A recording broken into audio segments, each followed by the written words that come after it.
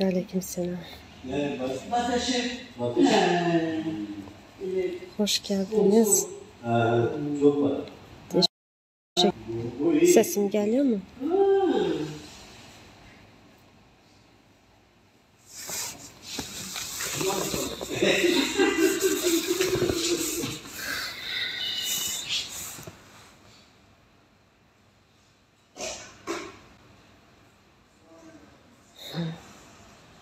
Gökleri yayın açmadım. Yadımdan çıktı.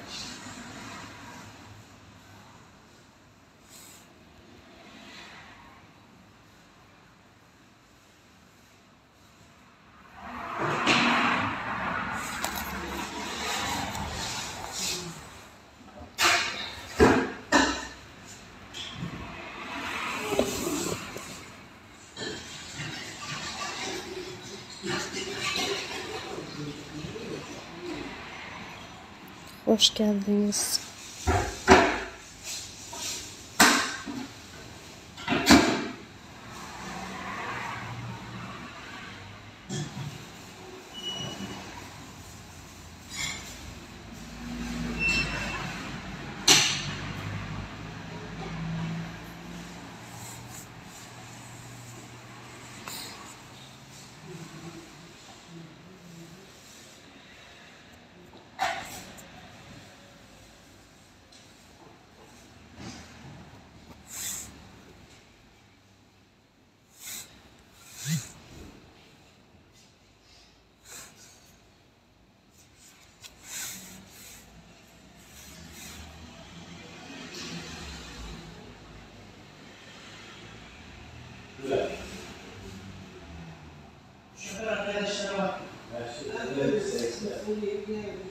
Bu kanalımda köp video paylaşmam için köpüsü tanımıyor beni.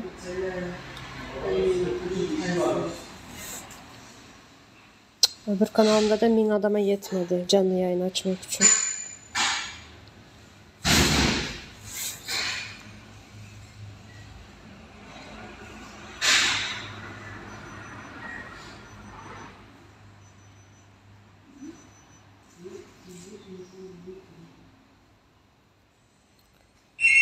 Hoş geldiniz ablalarım.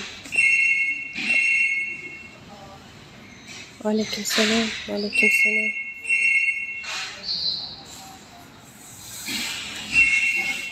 Bence Necati değil. Neredeydi? 1 mi 2 mi? 2. Neredeydi? Asena kanalımda takipçilerim köp. Ama bu kanalda video paylaşmam için hiç kim bilmiyor. Şakir Temel mi? 72, 70 buçuk, 70. He. 56, 450. 57. Birazcık adam toplansın. Yani yayında 66. yanında ses var. Mobilse değil mi? Hastanede olan için ses var ama. 50 kaç? Ekran çevirip olmaydı. Olmasa görkesem bolardı. 50. Ha, böyle göstereyim. Böyle hastanedeyim. 59 yüzde olabilir de nasıl olmuş? 59 yüzde olabilir. 50 yüzde. Tamam. Okey.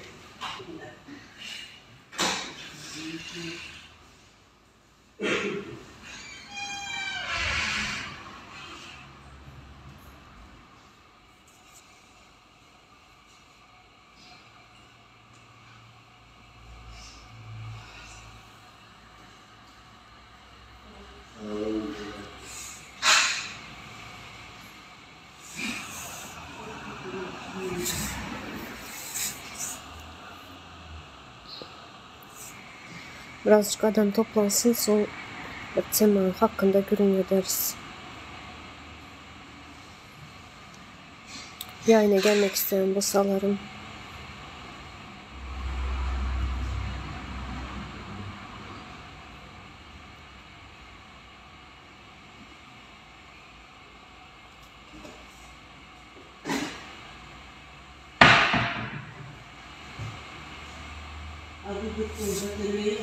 Yok. Antalya. Antalya. Ben Bokra, İkneyi. Zehra Hoca. Burada Zehra Hoca. Teşekkürler. Teşekkürler.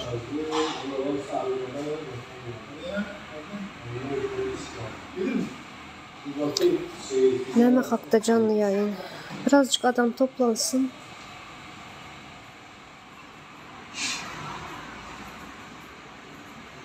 Baş hemşiresi bilen tanış. Ne için? Hastanın. Sonra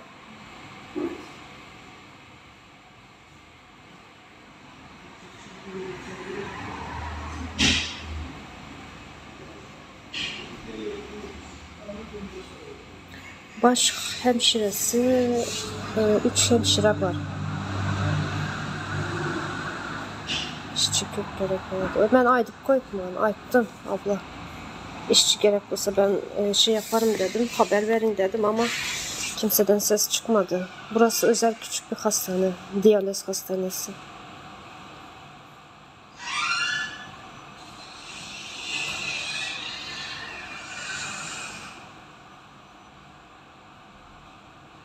Abla, şansın. Daha yeni açıldı burası.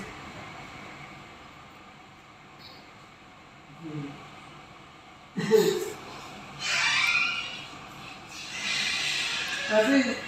Evet. Benim iPhone. Var mı şarj oldu hiç? Birazdan dışarıya çıkacağım. Çok güzel bir park var burada. Parkı görkezim size. Piknik yapıyorlar, çocuklar oynuyorlar. Bu taksi. Her geldiğimde çıkıp oturuyorum. Burası. Bu da taksi. Taksi, evet. Tamam, teşekkürler. Rica ederim. Bu benim babam. Babam.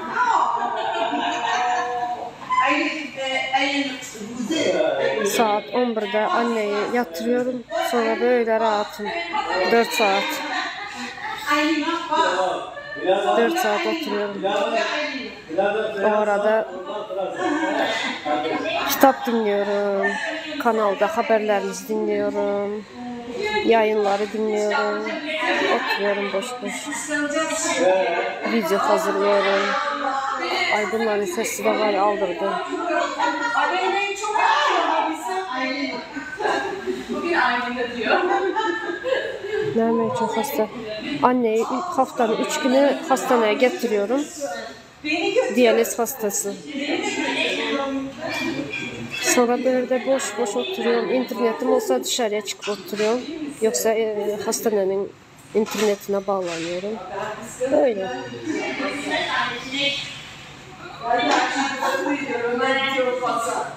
Çünkü ev uzak, eve gittin desem. O yüzden mecbur hastanede oturuyorum 4 saat. Her şey var. Vallahi bir sürü şey gelmiş. Eşofmanlar gelmiş, pijama gelmiş. Her şey var.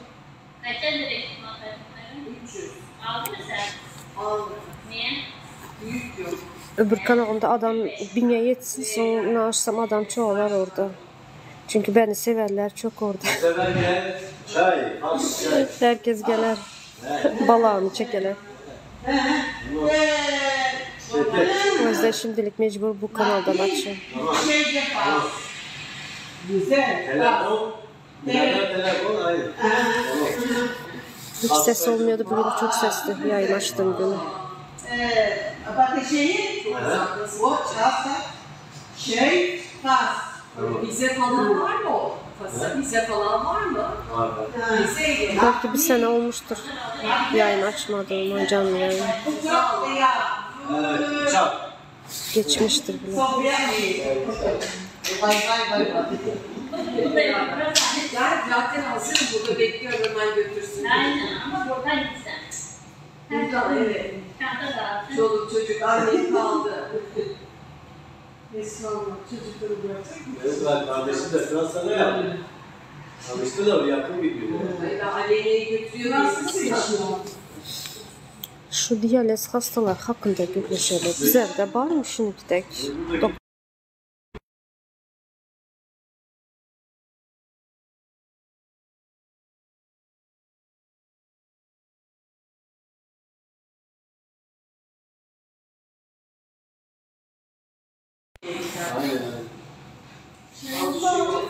Hayır, su kaynasa Bizde hastane var mı şunu gidek? Gören var mı? Havarlarınız var mı? Diyaliz hastası. Mənə hiç havarım yok şu Türkmenistan'da diyaliz diyen bir hastane var onunla.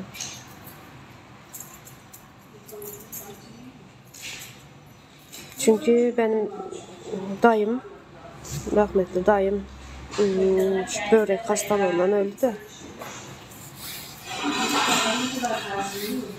Börek yetmez çilinden. Belki insanlar sanırım. Sıcaktan ısınıyor. Soğuktan Aramızda doktorlar olsa bir yazsın bakın. niye? Aynen çok fenaydı. Soğukta bir fazla almış başlarına. Kesinde kadar kendine gelemeyiz. Hatta ne? Babaannemin hastasını aldık Türkiye'yle diyaliz kepçe. O nerede? Özü nerede onun? Öz yaşayışı nerede? Kerke'ye gidip gelen olsa. Çünkü berde haftanın 3 günü geliyor anne. Özel ambulansı var. Bir tane ambulans gelip alıp sana buraya getirip geliyor. Bizde de düşünüyor mu? Ben de hiç düşünmedim böyle şarjımı. Gece şarj edip geliyorum. Aynen yetiyor. Dostluk bilen Kerki'nin arasında neçe uzaklık, neçe saatlik uzaklık. Çünkü bu hastalık, hastane her yerde bulması gerek, her noktada. Çünkü mesela ne bunlar yazlığa giden vakti yazlıklardan var. Yazılımdan var. Spesialni şunday hastaneleri. Yani her yerde var, her semtte var. Takside yarım saat. Kerki'nin özünde yok mu? Kerki'nin hastaları hemesini gidip geliyorlar. Şu dostluk hastanesine. oldu. Biraz dinlensin kalır.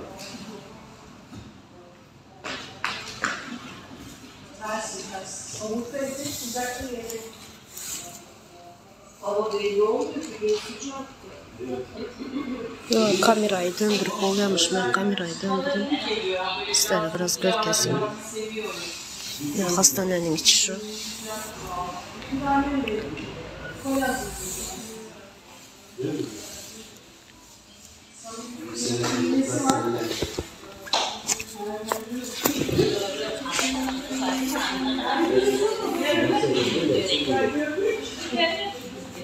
Parayla aldım.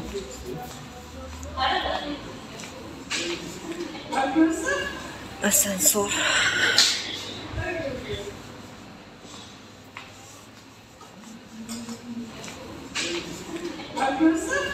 Asansör.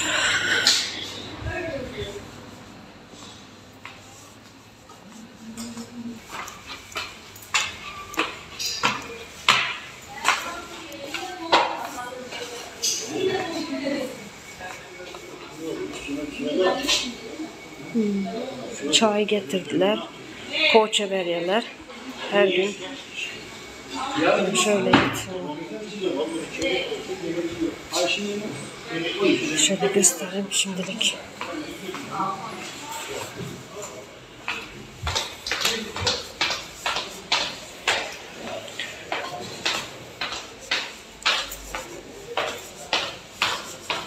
Şimdi parka çıkacağım. Parkta oturuyorum. Bazen çekirdek çitliyorum.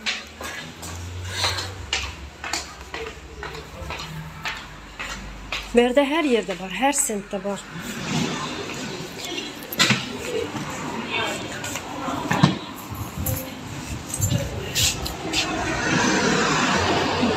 Var.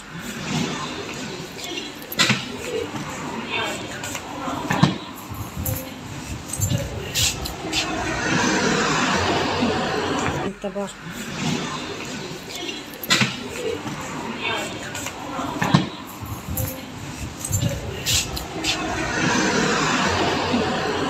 de var.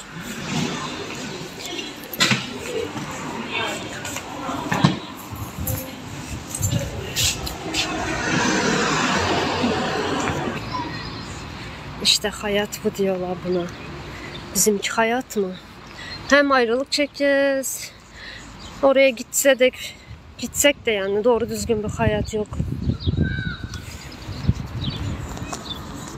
Ne çağlarımız orada rahat gün görüyor, ne bir yerde biz rahat gün görüyoruz bunlardan uzakta. Öf. Şu yayını biraz paylaşsanız ben şöyle bir gör kessem. Neşli yaşıyorlar. Yani oturttular pikniğe deyip.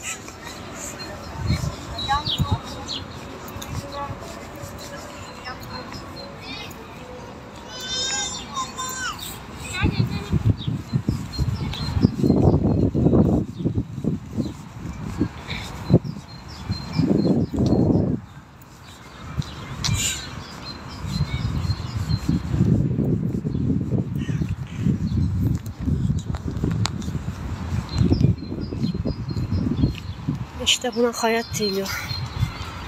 Ya bizlerinki hem eşek yalı çalışacağız bir de hem ayrılık çekeceğiz.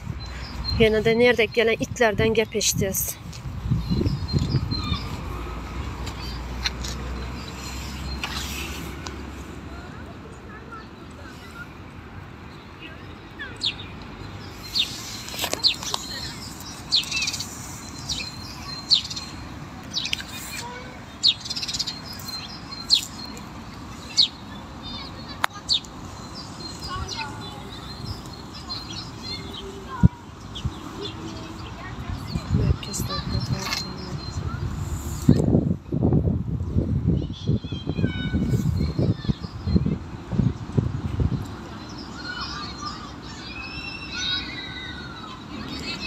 Merkezlerde var deniz de oba yerlerindekiler hemşirtmeli.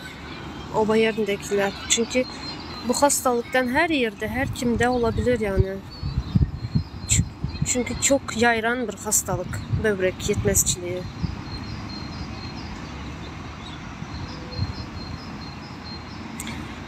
Park diyen zat bizde belli bir yerlerinde oluyor. Berdeki yağlı her mahallede çıkan yerinde doğru.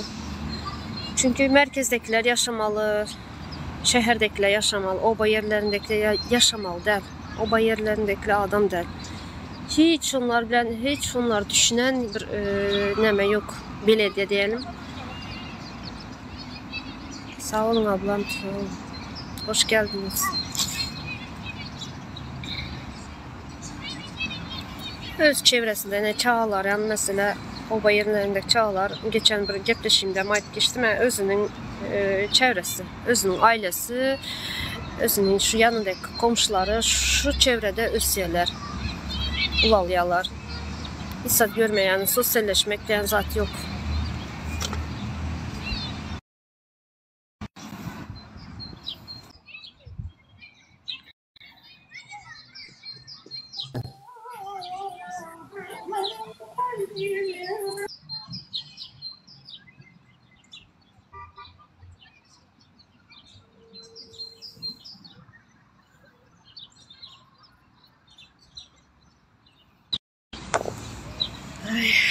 Az oyun oynayacak yağdayım yok.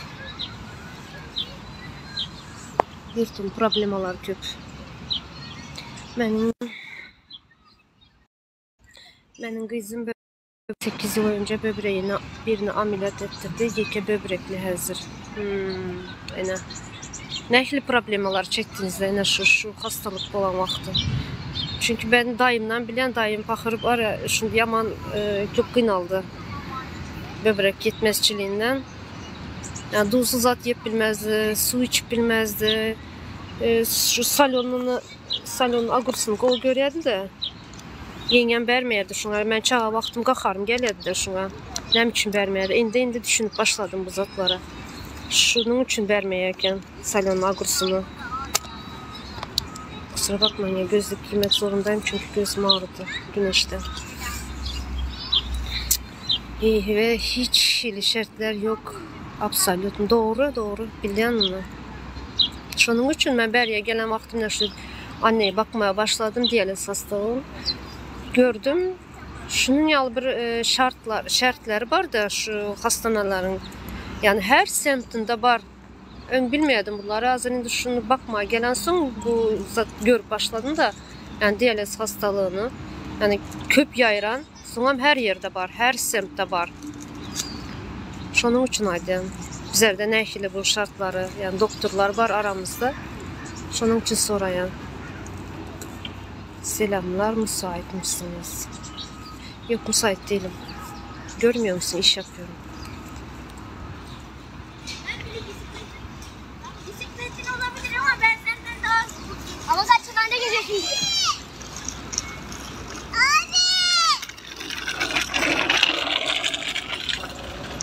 Dermanların hem köpüsü içmek bolanok, həzil girip olup yatır. Grip olup yatır. Derman içmen o şərtləri bilen bir zat. Derman içmen anlamadım.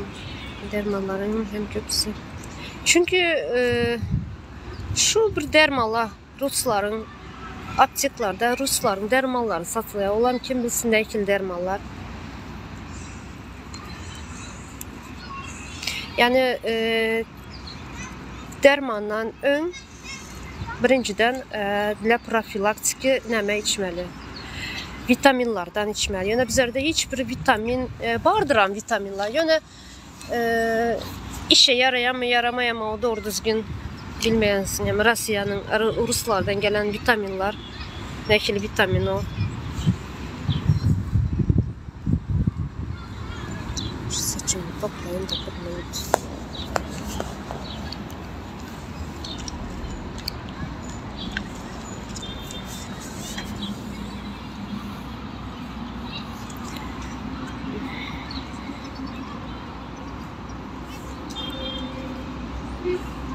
Çok güneşte oturdum ya, biraz güneş yok yerine geçeyim.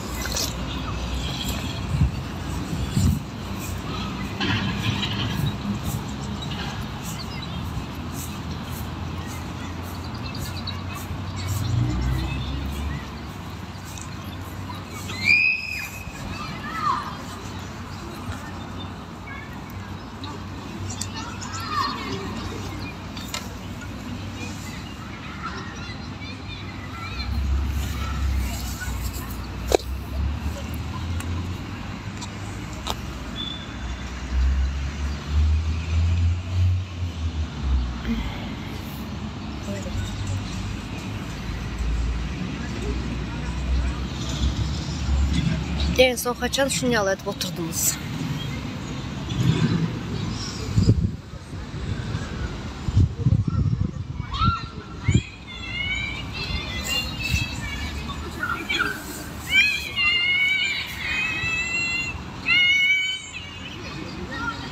Unuttum bile.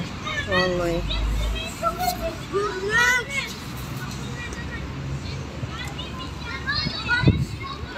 Mert hala gelmedin mi? Zaten çağlarımız berede gezse yürekler yarlar. Canlarım nerede gördüm ya zatları.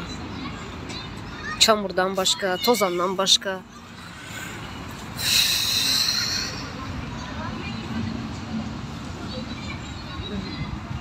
Sabahtan gelip naşınalı çay getirip çay demleyip oturuyorlar.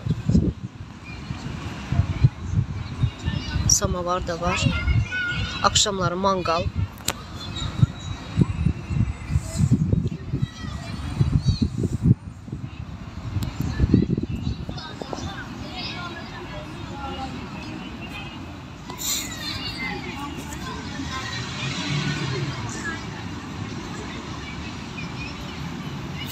Aslında bizler bunlardan hem daha qov yaşamalı şartlarımız var.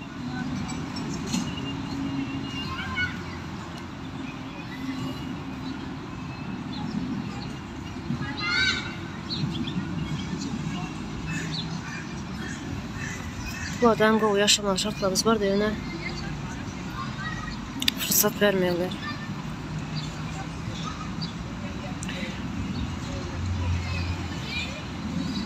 bizim çağlar düşünde de görüyen derdiler bu zatları. Kul çağları kul gibi yetişirler doğru. Bayramdan bayrama oba yerindekiler değil de şehir yerindekiler bayramdan bayrama bir parka gitmeseler ondayam yağdayı yeten alıp gidecek parka. Yağda yetme bakırcıklar daşından qarab gidiyorlar, daşından seyredip. Parka gitmeye müzik olmuyor, ondan sonra çağa bir zatla görüyor, yemek istiyor. Maroj ne yesi geliyor, onu yesi geliyor. Her kim yem güç yetmiyor ona. Şu Türk'te işle biriyle pul verip her vaxtdan biri vermezse çağalarını her kim yem güç yetmiyor.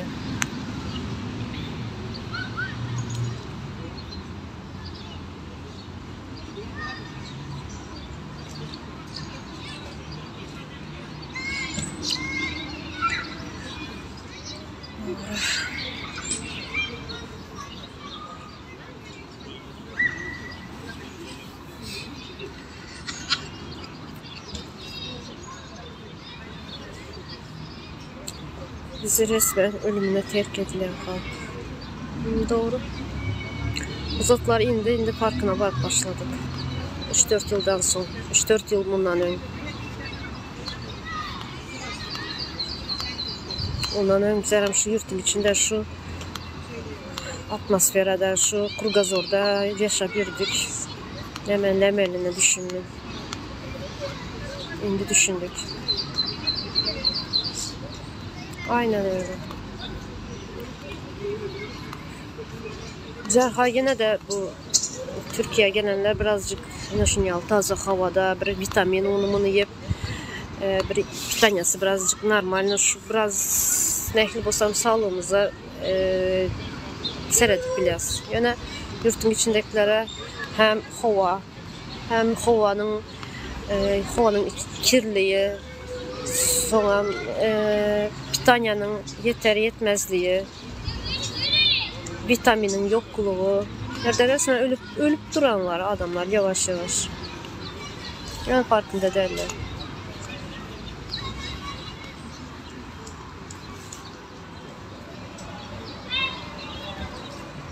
İnansak da şöyle.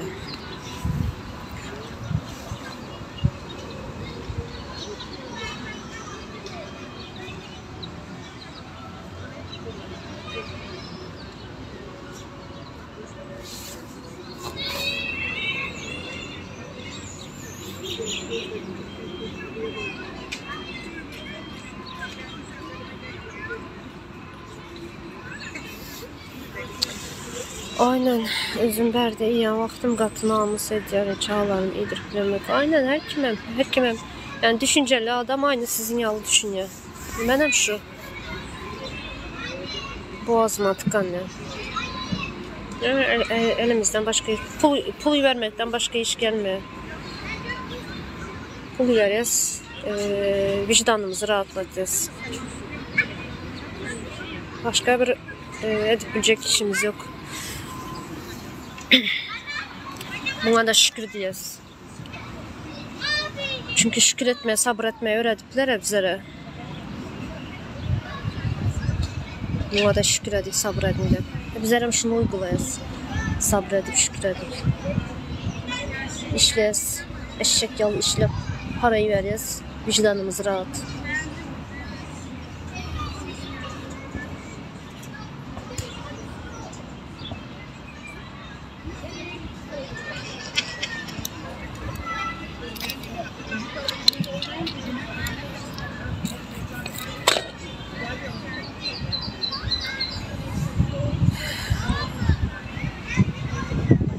Keşke herkes sizin yalı, benim yalı düşünüp bilse şu zatları. Türk'te işleyenler parayı veriyor da pulu verip çağlarını yedirip içiriyor. Yani işlemeyenler var. Beriye Türkiye gelip bilmeyenler var. Yani iş yok, pul yok. Bunlar ne işledi gün görüyorlar acaba?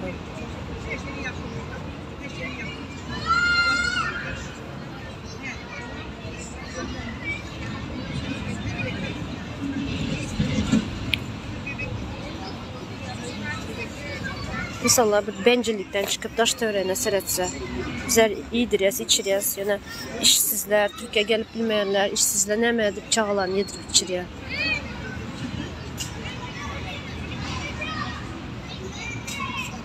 Sadece şeker bilen, çörek bilen insan, adamın vücudu vitamin, her şey vitaminler var. Yani mesela berdeyine fasulye, nohut, mercimek, şu zatlar adamın organizmine en gerekli zatlardan biri. Yani bizlerde mesela tamam loğla var diyelim, maş var diyelim. Yani o her kimin gücü yetmez o zatlar. Yani zaftrıkta mesela zeytin, peynir, yumurta yiyerler. Yani bizimkiler ne mi? Şeker bilen çay, çörek. Tap bilseler yağ sürüyorlar. Yağın adamın organizmine ne ki ziyanı var. Mesela margarin yiyerler. Bu yağı, berdek yağı, siliçli yağı hem de margarin yiyerler. Yani şu ne ki zararlı. Yine öz vicdanımın önünde söz verdim. Ben şu terör toparını bitirmek için gece gündüz işleyeceğim. Hemmemsem şu. Yani sizin yalı düşünenler hemmesem şunun yalı deyip biliyor. Benim yaşlı bir amacım şu. Şu vakacayla özüm tanımakma, şu vakacayla yaşamakma. Yani şu amacı koydum, önüme koyduktan sonra özümün varlığını bildim. Özüm yaşa oturanım bildim. Artık bir önümde bir amacım var. Sadece şunun için yaşayan. Aynen gururundan margarin çay. Aynen.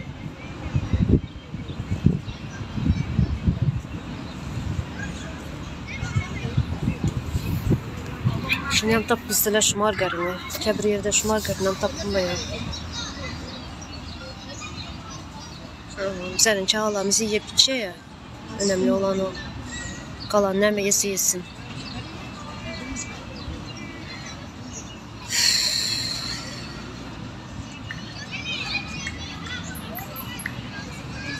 Sabahları şekerli alacağım. Doğru. Özlerimizden şunu yağladık. Beriye Türkiye gelip birazcık olsun elimiz pul gördü. Azıcık olsun bir çağlarımıza pul verip şular birazcık olsun yedirip içiriz. Hakkı doğruyken arkamızda mahayip başına geçen ömürler yatıyor. Doğru. Hiç yaşamak mı? 40 yaşıma açalım ben hiç yaşamak mı? 40'tan sonra yaşap başladım. Çünkü artık özümü tanıdım, özlüğümü tanıdım, yani kimliğimi tanıdım. Ve ne amaçla da olduğumu, ne için yaşap yüreğimi anladım.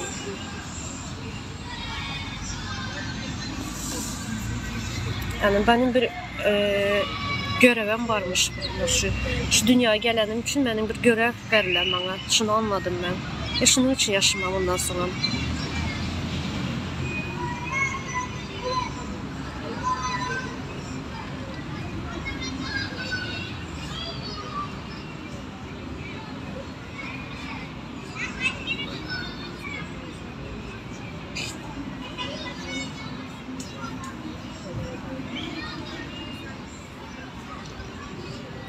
Zerder diyorlar yine.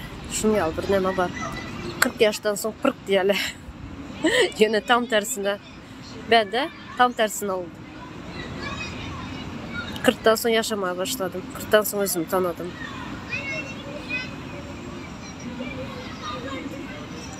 Yanlış düşünceler bile, yanlış desurlar bile, yanlış fikirler bile. Yani şu toplum, şun yalı toplumda ulalım, terbiye alımız.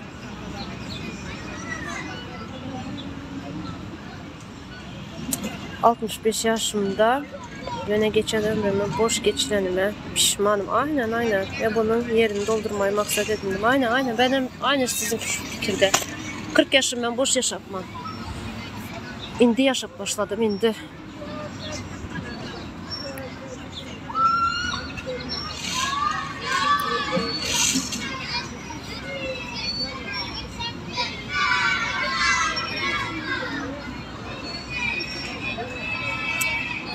o aslında kanalımda adam köp minge geçen bulsa da canlı yayına açıp bilsem hasta kızıklı bulardı. Gelerdi ştangistler, ştangasını götürüp yalakalar. Hasta kızıklı bulardı şu vakit. Ben yere gitsem güneşe beni kovalayır.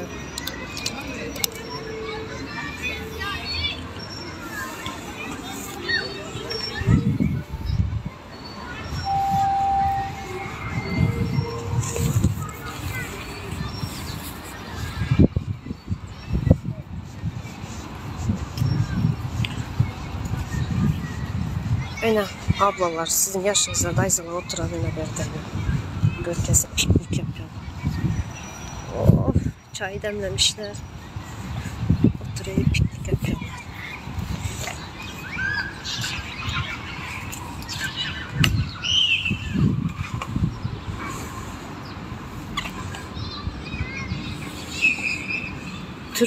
Türkiye'den 12 kat yukarıda yaşamalı millet. Biz ne günler aynı. Doğru.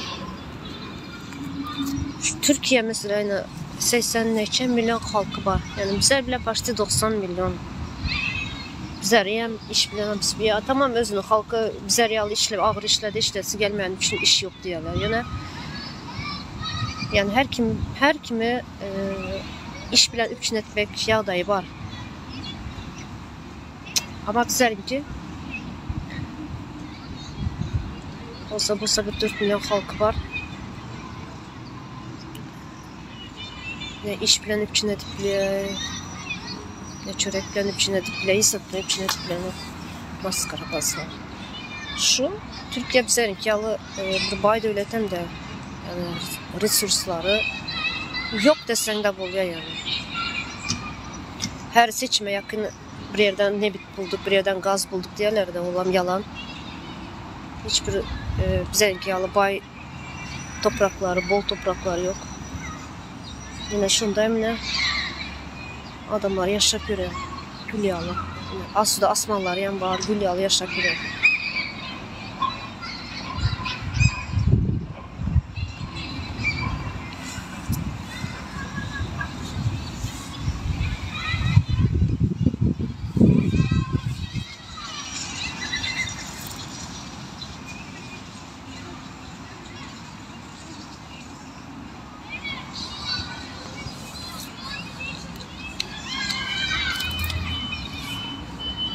Güneş gitti.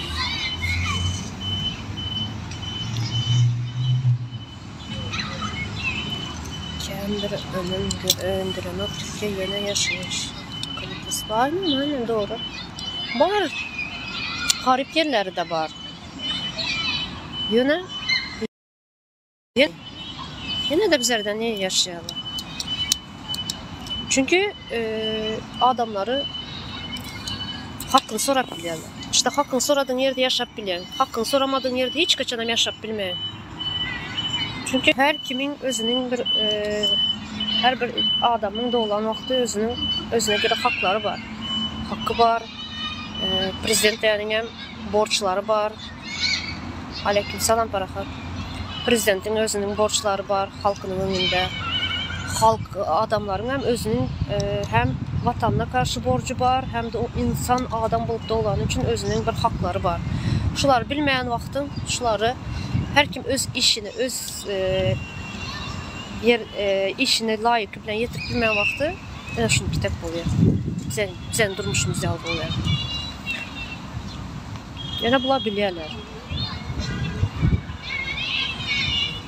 Var, bunların hem bizlerinki yalı var. Örümcek kafa diyeyim ben onlara. Örümcek kafalar var da yine de hakkını sorayan hem köp. Çünkü kanunları biliyorlar. Kanunları bilen halk yani insan şeklinde yaşıyor. Kanunları bilmeyen, hakkını bilmeyen halk yine şunu yalı edip bizimki yalı sürün ya. Gidip başka yurtlarda kul oluyorlar.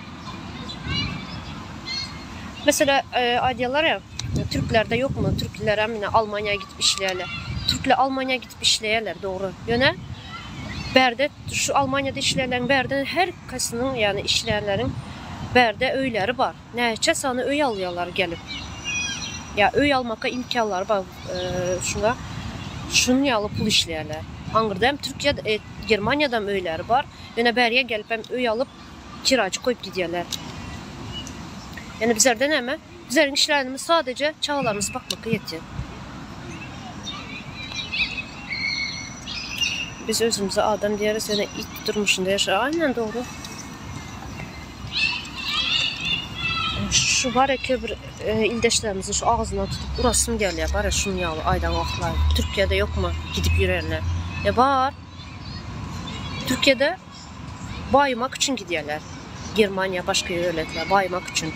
Öy almak için. Özlerine bir iş kurmak için gidiyorlar. Yani bizlerkiler hemen sadece çağa bakmak için geliyoruz. Hem ayrılıp görüyoruz. Yani onlar gitseler hemen gelip gidip biliyorlar. Gelip çağasını görüp gidip biliyorlar. Mesela yapılması alıp gidip yaşap biliyorlar. Yani bizlerinki hemen ne çağlarınızı getirip biliyoruz. Adam şekilde her yani yoldan geçin ve öz yurtumuzdan çıkıp girmek problema. Girmek için 3-4 bin dolar pul vermeli, çıkmak için 3-4 bin dolar pul vermeli, pasport almak için yine neçə bin dolar pul vermeli. Yani duruşu pul da, duruşu pul. Pulun bolsa yaşasan, pulun olmasa ölüp gitmeli.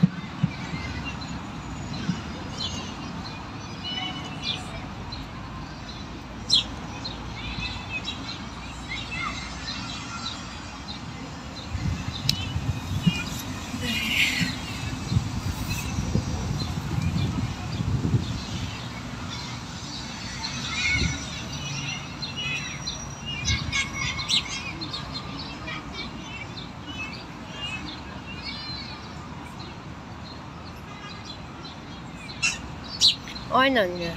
Doğru yazdınız.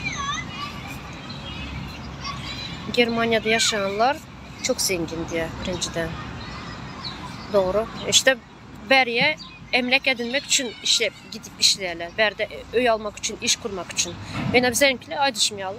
Sadece aydan aya çağlamızı karnında hem yarım karın boluyorlar. Yani doysa doğru düzgün adam yaşasalar tamam dersin. Ne berde özlerimiz halyam ile yatılı işlerler. Birazcık olsam pul toplayıp sonra çağlarını azıcık eğim barsat verip ne medipleri, abispeçte tipleri yöne gündüzlü işlerler var.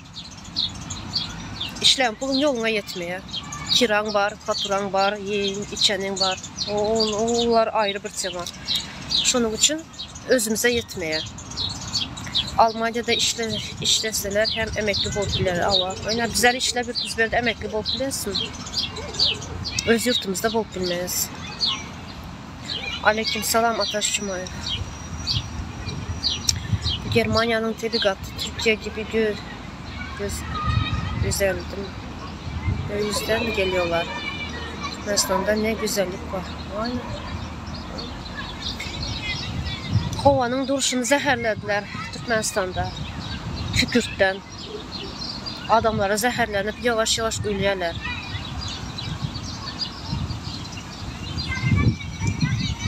Bunun farkında değiller. Bilmem sakın.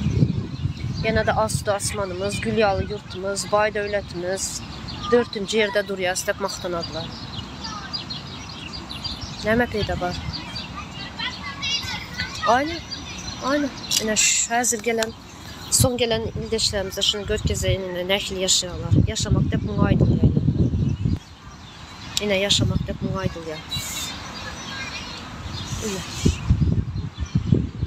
Sen çağlan şunu yağlı yerlerde oynayıp şunu yağlı pikniklere gidip gördünüz mü maşkalarınızla Türkmenistan'da? Çölün içine gideceğiniz, çölün içine kavrulup. Yine nekil yerlere piknikte oturmalı gidip.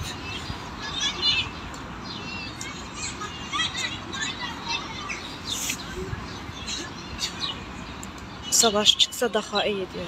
Doğru, daha iyi belki. Savaş çıkan vaxtda ama yenileniyor. Adamların gözü açılıyor, nemendiğini anlıyorlar. Son aydarların Asuda Asmanımız vardı. Parahat yurtumuz vardı. Havasına bak. Bizde toz toprak yiyorsun. Aynen. Bak yine oynuyorlar. Pikniğe deyip, çay demlep, mangal. Yəni, hər gecə şuları görən vaxtım həvəsim gidiyor. Bunların yaşayışını görüb. Nə biçim zəyin çağlarımız haqqı yoxmu şunun yalı yaşamağa? Şu çağlar yalı oynab, aktivitelerine. Yanında muğalımla bir sadıktan getirdiler bunlar çağları. Oynayacaklar indi, aktivite edecekler. Eneleri, yine bunlar eneleri. Yine. Radisileri geldi, yine bunlar çağlar indi. Karan oynayacaklar indi, oyun kuracaklar şimdi. Teşekkür ederim. Parahat.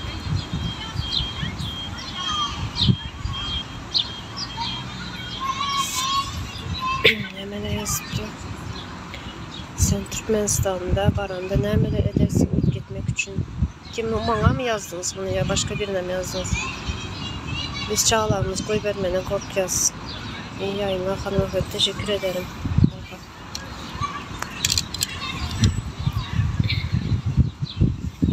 Bana yazan olsanız cevabını vereyim.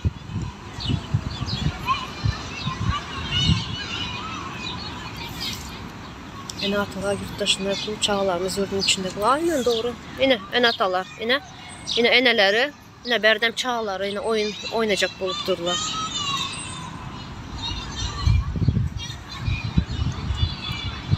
Bizlerin çağlarımız bizlerin kokumuz azar. Sıcak kucağımız azar.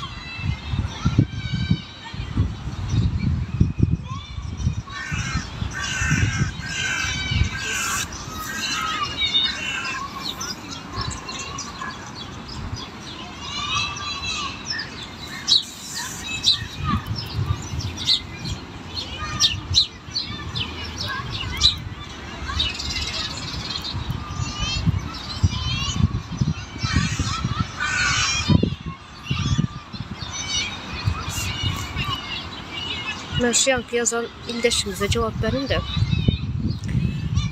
Sen Türkmenistan'a baranda ne əmələr edersin gitmek için? Ben Türkmenistan'a baran vaxtında şimdi birinci çağlar için udobstvalar kuracaklar, şimdi parklar.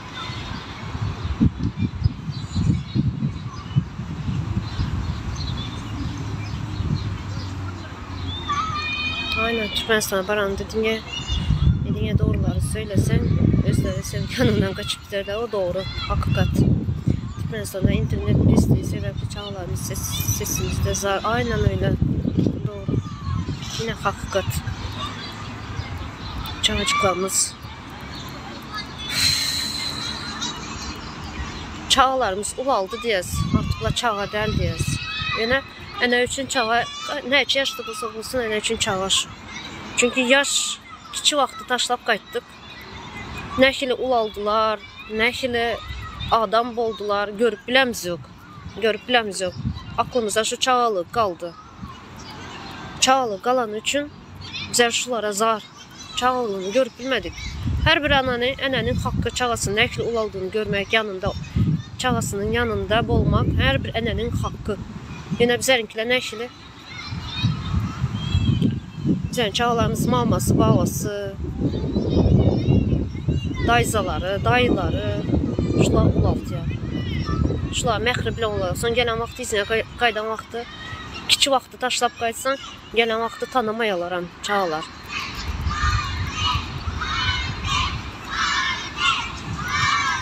Aynen.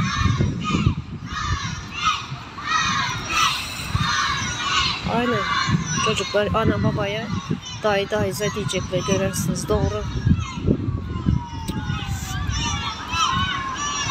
Biz ilk benim qulçuluqdan çıxmalı, onun üçün həm sesini çıxarıb bilməli, haqqını talep etməli. Aynen öyle. Umudumuz təzə Türkmenistan yurdumuz qurulmadığı üçün həmimiz birlikdə hərəkət etməli. Qurulmağı üçün, doğru. Qurulmağı üçün həmimiz birlikdə hərəkət etməli. Doğru. Düşüncəli adamlar birlikdə hərəkət etsə doğru olar deyə düşünürəm. Yəni həmmə xalq olub birlikdə hərəkət etsən, çünki bizlərin ildeşlerimizin arasında düşüncesiz adamlar, beyinsiz adamlar. Ben herkese şu TikTok'ta videoya şunyalı cevap veren vaxtım aydıp geçer. Beyinsiz halkımız var. Degradasiya edilen bizden halk. Bozuttular.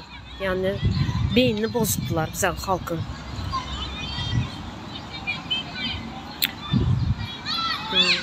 Təzə Türkmenistan'ı sadece doğruları söylesek öz-özündən düzəlecek. Doğru. Samimi olmalı. İşte samimilik.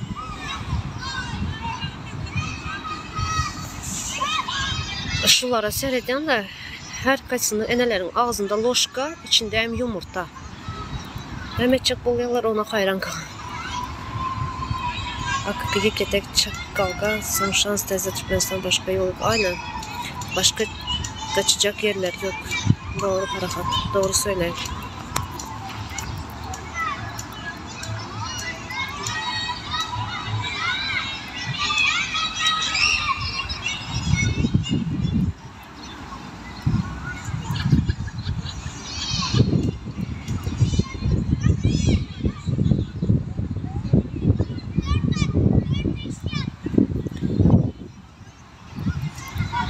Size görünüyor mu şu enelerin duranı?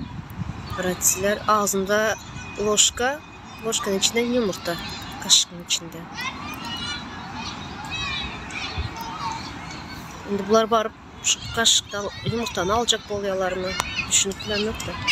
Az görürüz. Her kim özelce yine yürüp başladılar bunlar esiredi.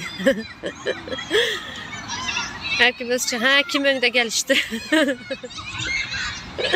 Yarışma doğru. Yumurtayı düşürmeden kim önde gelişti. Aferin. Yine şunun yağlı edip gün geçirmeli. Ene bilen çağanın arasında. Yine şunun yağlı aktiviteler etmeli. Çağalar bilen bir arada. Yani varlığını hissetmeli çağalar. Sen söygünü hissetmeli. Son ulalan vakti başka birinden söygü aramaz yağlı edip yine şunun çağa bilen çağa ene ata söygü vermeli. Yumurtanı düşürme doğru.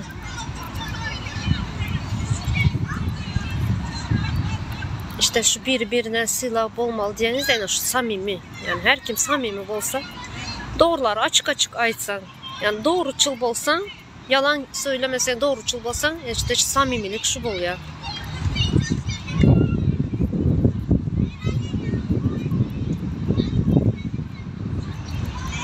Aferin annelere. Şular yine köpsü. Yine eneler, atalar yok. Atalar işleye bunları. Eneler yine şunun yağlı. Çağlar bile vaxt geçir ya. Bize bakırcıklar, bize Allah'ın hemen çağlasından uzakta.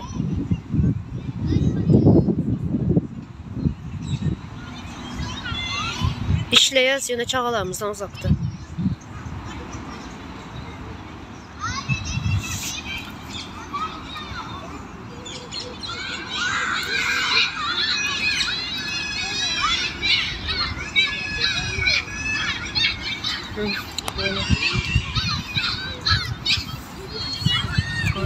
Anne de bağırıyorlar. Uzun boylu bir Zenan maşkala var. Şu birinci geldi. İkisinden birinci geldi. Bizlerin çağlarımız sadık, doğru düzgün sadık görmeyenler. Sadıklar yok. Şunun yağlı oynatmayalar sadıklarda. Oyunlu aktiviteler yok. Oba yerlerinde hiç yok sadık. Yine doğru. Bak bizim çağacıklar Paxta meydanında doğru. Paxta sezonu başladı. Okuyup eğin baş almak için, pul kazanmak için Paxta'ya gidiyorlar çağacıklarımız. Ne yapacaklar? En atasının gücü yetmeye. Hemen Türkiye gelip işlemeye. Hadi koşun.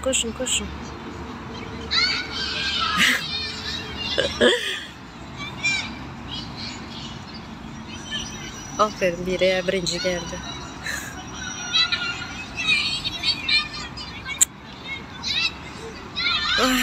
Bizim çağlarımız mısırlardan zat çöpleyerler. Ne yapacaklar? Çağa öz oturan çağa yemek. Durmadan yemek isteyen şu. Mesela ben berde işleyen şu mamanın çoğulukları var. Arada sırada gelirler de öyle yakında yaşayalar. Kurçuk yağlı. Durmadan zat yerler. Son düşünən də indi mən çağlarım ulu bulansın yadımdan çıxarıbman da şu çağlar nəkli olanını. Durmadan zat yerlər. Ağzı boş durmalı dəl çağların. Son oylanan da şu bizlerin yurtumuzun çağları nə ekledib gün görürlər. Nə ekledib yeyib içirlər, nəmələr yeyib içirlər. Çağa öz oturan orqanizm durmadan trebusiya edib duruyor da orqanizm.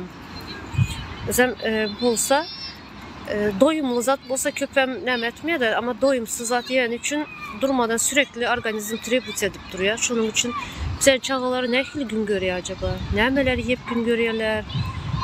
Nə xil həyatını sürdürüyor bizərin çağalarımız?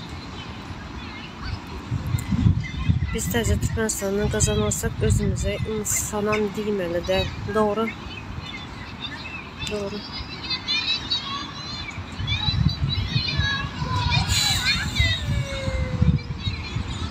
Bizler özümüzden ön çağlarımızı, neslimizi oynamalı. Bunlar gelecekte şunun yalı, şu hazırki rejimde, hazırkine ştangislerin, yalakaların, şuların toplumunda mı ösmeli bizlerin çağlarımız? Şunu birinci göz önüne getirip görmeli. Bizlerin çağlarımızda mı şu bizlerinki yalı yurttan çıkıp qayıtmalı mı? Yani Bərdə Türk'te mesela yıldan yıla, yani sezondan tatile gitmeyi düşünüyorlar. Çağlarını alıp, maşkalasını alıp tatile gitmeyi düşünüyorlar. Yine bizlerinkiler ne mi? Neçə yıl oldu yine gelenimize? Neçə yıldan beri şu çağlarımızı bakalı, çağlarımız doğru düzgün yaşasın, adam yal yaşasın, yiyip içsin, sadece ayakta kalsın. Ayakta kalmak için Bərdə işləyəz. Çağlarımızı ayakta kaldırmak için. Tatil görmek, bu çağlar tatilin əməliyle bilməyələr. Ya sen gitsen ya, böyle mi? Ben senin için aydam yok uzatları. Defol. Senin çağların doğru düzgün yiyip içedir. Yani bizlerin toplumumuz, cemiyetimiz haktaydı. Senin cemiyetin hakta aydam yok ben. Defol git. Süplük. Nereye varsam geliyor şu süplük. Sen sadece özün çağalan koylar. Ben hem Türkmenistan çağalan aydıp Bərdə görünüyor diyen. Senin çağalar hakta değil. Türkmenistan çağlar hakta. Neslimiz, geleceğimiz hakta görünüyor diyen. Senin çağlar hakta. Senin çağların dokbasan bana değişil denimde. Git çağlan bakıl otur. Defol. Aramızda nereye varsın götüme toplan balan çekilip geliyor.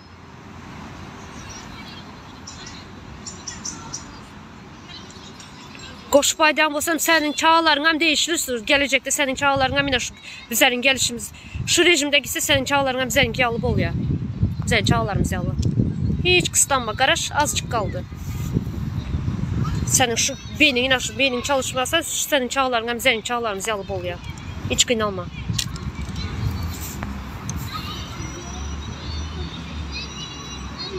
Nəmə bile ekleyin, doğru. Oğurluq bile ekleyerler, nəmə halkın hakkını yiyip ekleyerler. Nəmə bile eklesinler. İyi yapıyorsan git defol başka yere git, o dans oynayıp götünü bir yerin açıp bir yerlerin yanına gidip seyret. İzleme beni.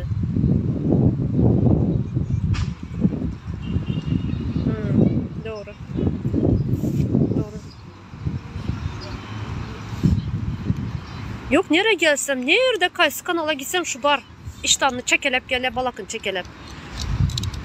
Benden gep işitmek için. Süplük. Nerede oynar şunu yalı, düşüncesiz, beyinsiz, cahil, ize kalan ildeşlerimiz var. Şuların, şu topraklarda şunun yalı adamlar bilen doğulanma qatıqıyla da geçen düğünen bir video çektim. Qatıqıyla şunun yalı. Biz mozglu adamlar bilen bir toprakta doğulanım için.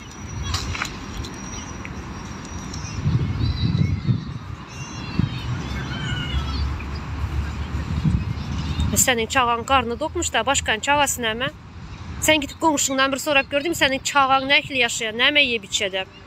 Sen nəmə sadece özün çağan düşünən? Senin işin olmasın, kaysı toprağa gideceğimi senden soramayan. Sen defol. Biz mozglu. Yok bunun çağasının karnı dokmuş da başka paxtaya gidip yürürler. Musurdan toplayıp zat yiyip yürürler. Nəmə onda? Göresiniz gelmeye, gözünüz kör. Rozu açkileriniz takyanız görmemezlik için.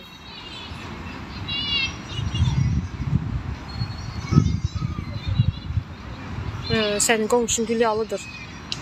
Yəni mənim qonşum Gülyalıdır. Mənim qonşum çağaları aç. Mənim qonşum çağaları aç bulan üçün mən çıxıb gəplə oturum. Amma mənimki aç.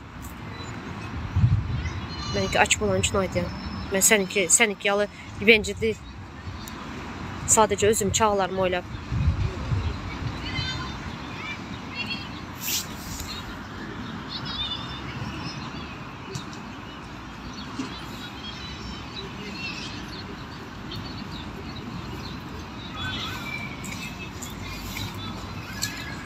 Taxta samolyota indirdim.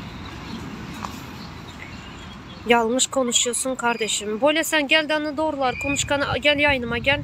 Sen doğruları ayt. Ben yanlış konuşuyorsam eğer. Yanlışım olsa sen bana doğrularında. Parkta giden çağlar görmeyen mi? Hı? Kanikulda çağlar, maşkalasında kömeğe edip hem okula en başlarını alayan çağlar görmeyen mi? Yok mu şunun yalı? Böyle ben yanlış aydıyamışım. Konuşuyormuşum. Gel sen doğruları aydıp verin de.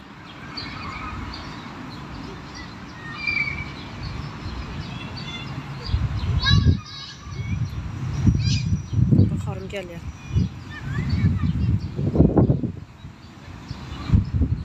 Resmen bir asırdan köprak olan degradasiya edilen bu halk meynini bozup bundan çıkmağa indi çıkıp bilenler yok. Qatı qıynalı otublar çıkmağa. Aslında doğrular görüp bilir bunlar. Doğrular görüyorlar ya görmezden gelirler. Çünkü konforu bozuluyor. Bunlar doğrular gören vaxtı bunların konforu bozuluyor. İyi oturan aşından qalacaqlar. Şunun üçün həm görəsiləri gəlmidi. Görmezlikten gelirler.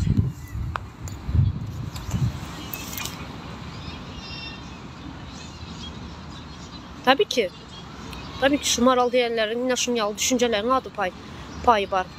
Bizlerin yine şunyalı bulanımıza, bizlerin çağlarımız el atasız kalıp izimizde kalanlar için yine şunyalı adamların şu adamların yüzünden olduk şu duruma geldik.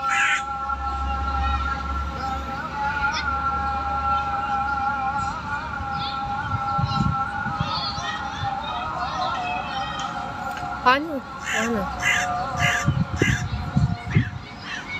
Oka oturandır, engelledim. Yani oka oturandır. Okasın gözü çıksın. Lüstrasiya vaxtı gələ bunları qıslanmasın. Lüstrasiyada görüşeceğiz bunlar bilen. Bilməsinlər. Sən nə edib çağalarını, bizlərin çağalarımız aç yürüyen vaxtı, bizlər ayrılıqda yaşayan vaxtı, sən nə edib çağalarını baxdın, görüşeceğiz şu vaxtı.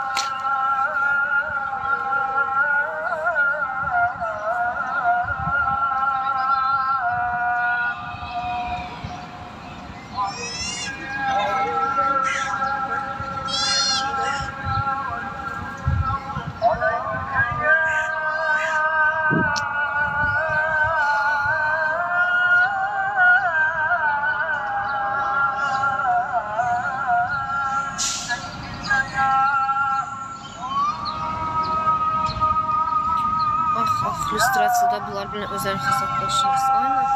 Vaxtı gelecek. Her zatın özünün hesabı var, özünün vaxtı var. Qarşısında oturup. Her zatın, her edilen işin hesap verilecek. Her edilen işin hesap verilecek. Yadınızdan çıkarmayın şunu.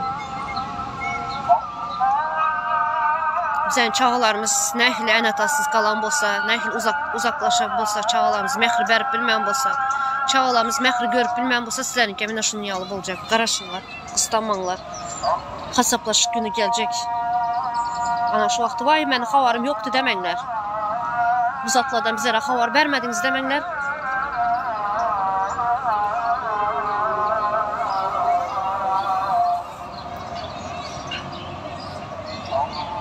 Aynen. Mənim çağam qarnı dokdur ya. Qaxarınız yəlməyəm misin? Sənin çağan qarnı dok bolsa, başqanın çağası nəmə? Başqanın çağası çağa deyil mi?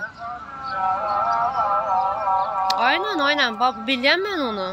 Mən onun profiline girip gördüm. Tabii ki, babaraplardan, olmasa şu zat yazan babaraplardandılar. Bence. İşte şunun yalı adamlar için bize bu günlere geldik. Şu adamların yüzünden. Beyinsiz, bez mozglu, örümcek kafalı.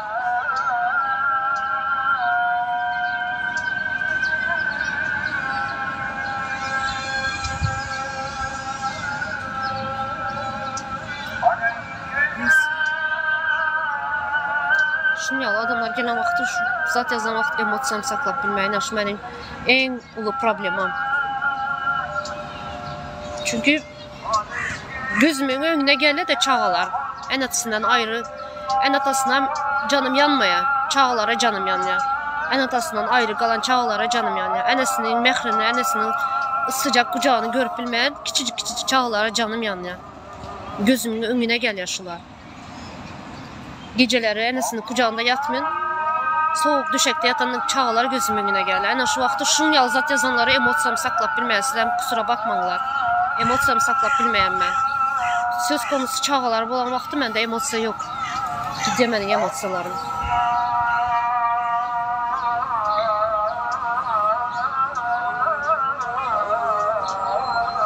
Bencil kaskafalılar.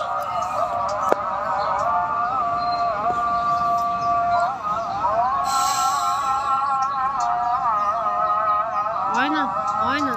Zəhər zıkkım olsun onlara. Zəhər zıkkım olsun. Yine zəhər zıkkım olsun da ben oturmalı değil. Bunu Allah'a tapşırıp. Bunun çaresini özümüz tapmalı.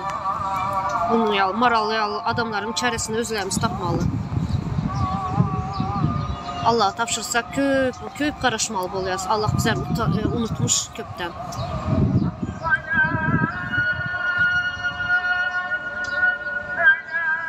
Aynen.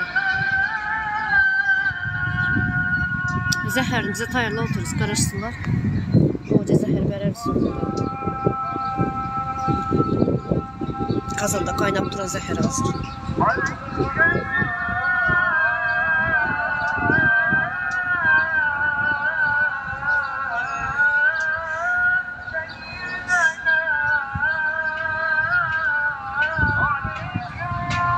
Ne ki şunyalı düşüncəsi adamlar şu toprak tutuyor, mən hayran qalıyorum şunlara, bara. Nəmə yeb içər bunlar, nəmə içərlər. Yani bırzatlar çəkərlər galiba bunlar. Keyifdə yürüyərlər. Qaçan Ankara'ma gəlib mənim şu videolarımız aşağıda şunyalı zatlı yazıya gör. Yok bizlerin çağalarımız qarnı dok, yok bizlerin çağalarımız qovu yaşayar, bizə çağalarımız yanında. Böyləsə yanında sənin yana həmmə deyələr. Türkmenistan'ın 70-80% yurtun dışında.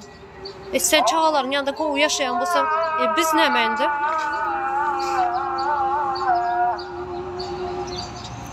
Yüzünü açıp gelip bulsa dışarıda durup havlamazdı.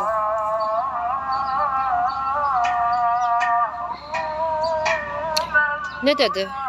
Çağaların qarnı dokmuş, çağaları Gülyalı yaşayanmış, Gülyalı yurtu varmış. Ben yalan söyle oturtmuşum bərdə. Adamları aldap aklını nəmədə oturtmuşum, karıştırıp. Baxtay giden adam çağa yokmuş, Mısırdan zat toplap yürüyen çağa yokmuş. Qonşusunun hem çağaları qarnı dokmuş, hem zat Gülyalımış.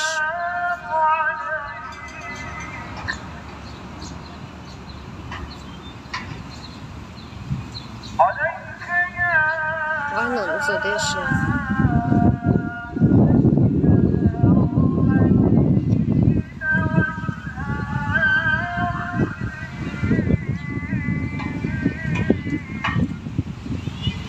Yine şu bizlerin yayınlarımızı, YouTube'daki yayınlarımızı, TikTok'daki yayınlarımızı görüyorlar, videolarımızı görüyenler var. Çağasına ne çayılap ayrı yürüyen enatalar var. Bilinçli enatalar var. Bilinçli ayallarımız var. Ben aşılarım çıkıp ağız yani öz düşüncesini aytmıyorlar. Bizler hemçe doğru aydayan şu çağalarımızdan ayrı kaldık. Var, yazıyanları var. Yani az, katı az. Çünkü başta 2 milyona yakın halk çıktı beriye Türkmenistan'dan.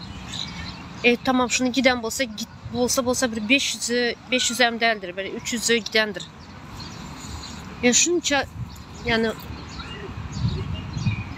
ne bileyim yani çağasından ayrı kalanlar var, hiç sesini çıkarmayan. Böyle ben çağalarım ulu yamayam aytdım, ulu ben çağalarım.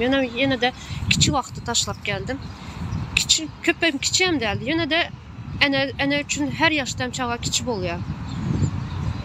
Benim mesela köysəyən çağalarımı.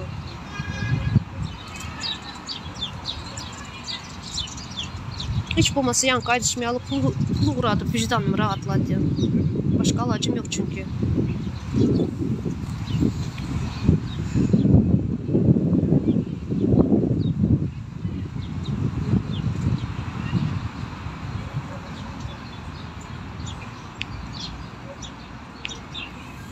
Asuda asman aşağında xalq işsiz, pulsuz, aç çağalarını sürünüyor. Görmeyen bolsa kör olmalı. Aynen. Zatlar görmemek için kör olmalı.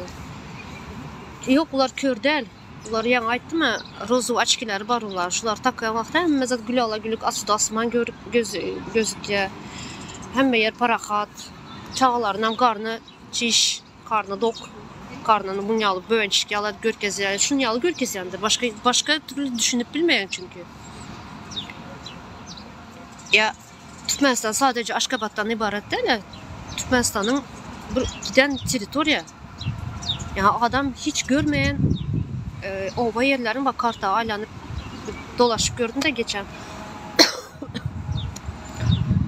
Yani hiç görmediğiniz, bilmediğiniz yerler varmış ya Türkmenistan'da. Bilmediğiniz yerler var, ova yerleri. Yani o yere ulakan barıp bilmeye, özün ulan olmasa, avto ulan olmasa yerlere hiç avtobus diyen zat yok. Ne, yani o metrobusu, unyalı tramvayı siz yadınızdan çıkarın onu. Özün bir maşının olmasa, avto ulan olmasa o yerlere hiç gidip ben bilmeyen, Angır'dan beri yani gören, yaşayışını gören 5-6 tane öy var. Ne balnisa var yerde, ne okul var, ne sacık var. Yani sosyal bir demek yok, hizmet yok orada. Ne edip gün görüyorlar, ben şuna hayran kalıyorum ya. Bu millete hayran kalıyorum, ben kendime işlep bilen yok. Bu ne bir millet. Hiçbir çıkıp aytmayalar, bizlere bir sacık grup ver, bizlere okul grup ver. Ostrov'da yaşayan yalı. Ostrov. Küçük bir ostrov'da yaşıyorlar. Hiç sat yok. Sadece 5-6 tane öy var. Uçağı hiç sat görme ulal ya doğulan çağa. Ne medeniyet bile, ne kinoteatr. Tamam hazır bize de kinoteatr yok. Bize çağa vaxtımız vardı da yok hazır. Yani ne park görüyor uçağa, ne medeniyet, kültüra nemelerini görüyor, müzeyi görüyor uçağa, ne saatlik görüyor, ne mektep, okul var. Hiç sat yok. Absolutno hiç sat yok. Sadece 5-6 tane öy var. O ne ehli yaşayış. Aynen. Aynen. Unutulmuş, terk edilmiş. Şunu koşa tırnak içinde hükümet değerlerini görmeyemişleri. Hiçbir kartaya girip görmeyen ben mesela o kaniyerim yok. Hiçbir nemem yok. Yöne ben şunu ilgileneyim. Çünkü benim topraklarım, benim yurtum, benim ilim. Ben göreyim ama kızıklı. Ben girdim gördüm karta, ben kıynandım. Ben ulan yaşayışını kıynandım. Ben tamam şehir yerinde yaşayan, kıyın bulsam yine şehir yeri birazcık bulsam imkanım var. Çağam temperatur sese ya dişi ağrısa ben çağam al gidip bilen doktora. Temperatur sese varıp temperaturasını varladıp neme bulanı bir neme bilen o çağalarımı okuğa uğradıp bile çağalarımı az bulsun bir harp öğrenip bile sacıkta bir sosyalleşip bile çağalar bile. Yani onlar ne ikili yaşıyorlar. Ben şuna hayran kaldım. Yani bilmeyen bizlerin ne ikili bir milletimiz var, ne ikili bir şurada yine Türkiye'den var şunyalı o bayırlar. Yani şularda mektep var. Mektep kuruyorlar. Birazcık sosyal nemesi var.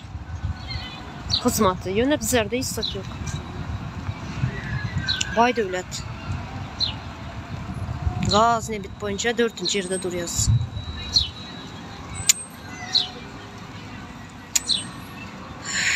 Mesela yine şu Norvegia'nı alalı. Norvegiya bizlerin ilat yalı sanı var. İlat sanısı. Yine neşli bizlerinki yalı baylıkları yok. Yok, hiçbir resursu yok. Yani neyle yaşıyorlar. Şunu hiçbir düşünüp görmeye mi? Bu milleti hiçbir düşünüp görmeyeyim şunu. Neyle yaşıyorlar bizlerin Türkmenistan'ın topraklarında, unyalı bir ova yerlerinde adamlar. Norvegia'da neyle yaşıyorlar. Bizlerin teritoriyamız yalı teritoriyası var. Bizlerin halkımız yalı halkı var. Nüfusu sana. Yine neyle yaşıyorlar. Bizler neyle yaşayız. Dengeştirip bilmiyorlar şunu. Nücel şu dengeştirme sistem asam işlemeyeyim adamların bu şunu mazgisi. Ben düşünmeyeyim. Vakti hoş geldin.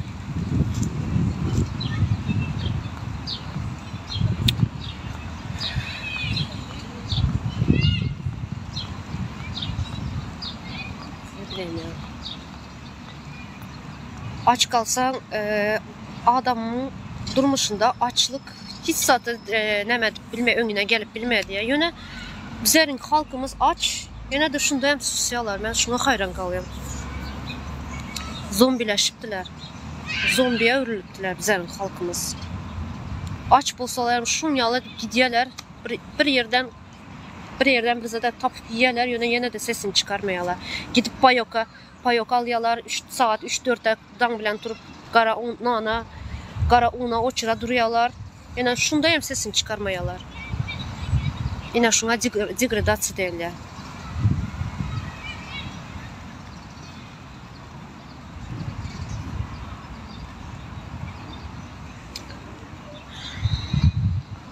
Yalaka damarlarını biçmeli ki Türkmenleri şunda görüp başlarlar. Aynen.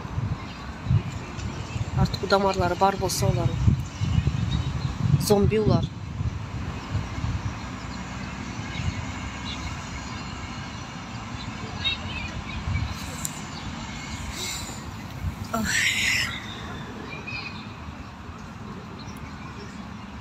Böyle insanlar ildeşler. Ben yayını öçürüyorum. Bir saati geçtim diyen de arada açıp duruyan sizlere link uğratyan gelinler katılırlar. İldeşlerimiz hem gelsin bunlar hem katılırlar. Tanıdık bildiklerinizi şunyalı Türkmenistan'ın problemaları hakkında görün ederler. Bunları Türkmenistan'ın problemaları gündeme çıkarmasak, sesimizi çıkarmasak hiç kimin işi yok. Bizler bile ne bizlerin yurtun için bilen ne bir Goşadırnak içinde hükümetin işi var, ne bir yukarı vazifede oturanların işi var. Bu zatlar bile hiç kimin işi yok. Şunun için bizler ancak bizler edip biliyoruz bunu. Bizlerin işimiz. Senin gelmeyen gerek yok zanna. Zaten sen belli sen kimdeyin. Sen ben çağıram yok. Böyle sağ olunlar.